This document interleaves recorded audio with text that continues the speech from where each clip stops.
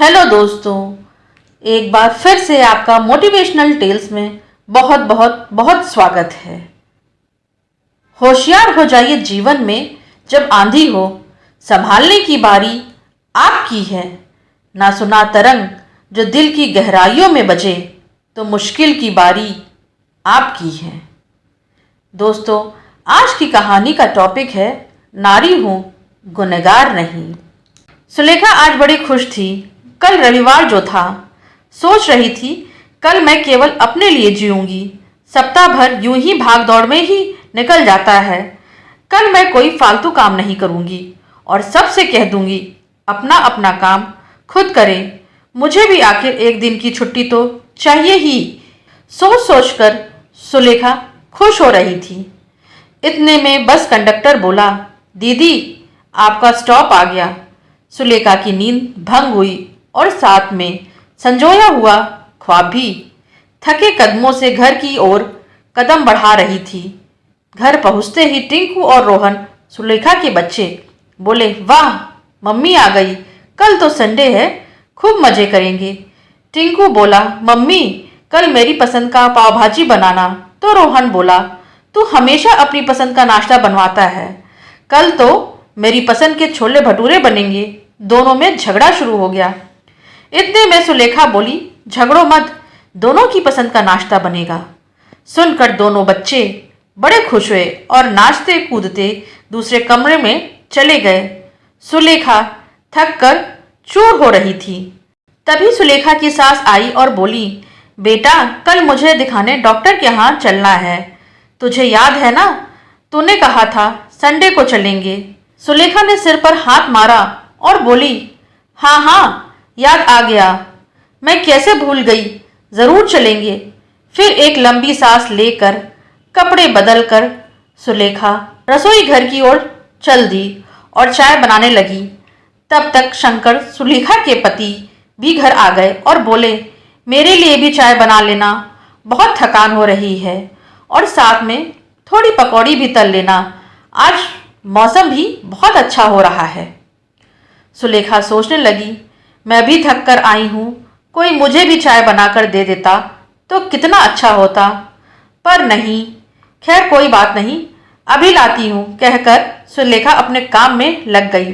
अगले दिन जब रविवार आया तो सुलेखा ने सोचा था आज मैं देर से उठूंगी, पर सुबह ही भटूरे का मैदा मारना था, छोले भिगोने थे। इन सब के बीच वह ज्यादा देर तक कैसे सो सकती है, तो जल्दी से उठकर अपने कामों में लग गई। सुबह 8 बजे तक लगभग सब उठ चुके थे।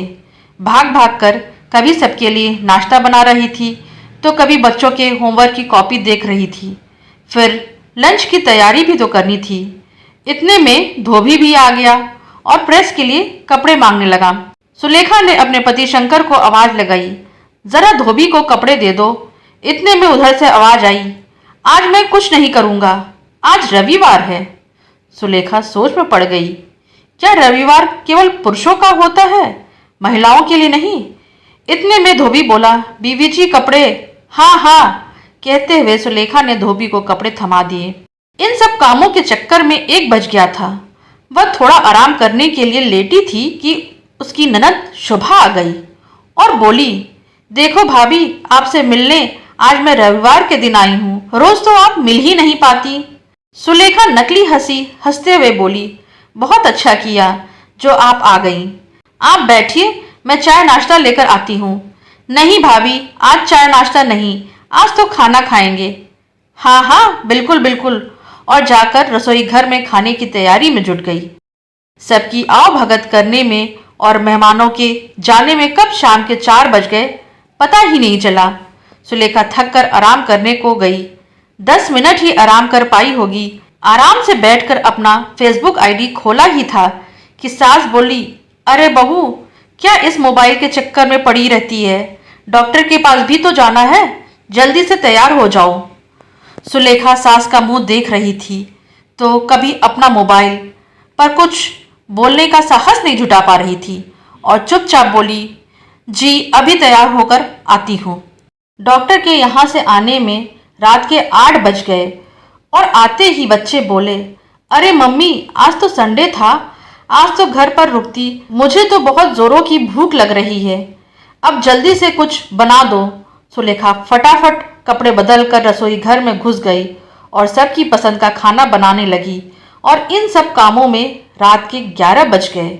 जब सबको सुलाकर सबके काम पूरे कर सुलेखा सोने को होने लगी तो उसे याद आया, आज तो रविवार था और उसे वह केवल अपने लिए जीने वाली थी। पर करती भी तो क्या, सबकी फरमाइश भी तो इस रविवार पर ही टिकी रहती हैं। फिर एक महिला भला कैसे रविवार को अपना समझ सकती है। खैर कोई बात नहीं, अगले रविवार मैं ज़रूर अपनी पसंद के हिसाब से जीऊँगी।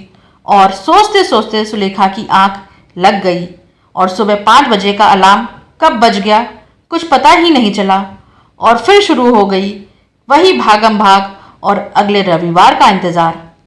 जग को जीवन देने वाली मौत भी तुझसे हारी है, कोमल है तू कमज़ोर नहीं, शक्ति का नाम ही नारी है।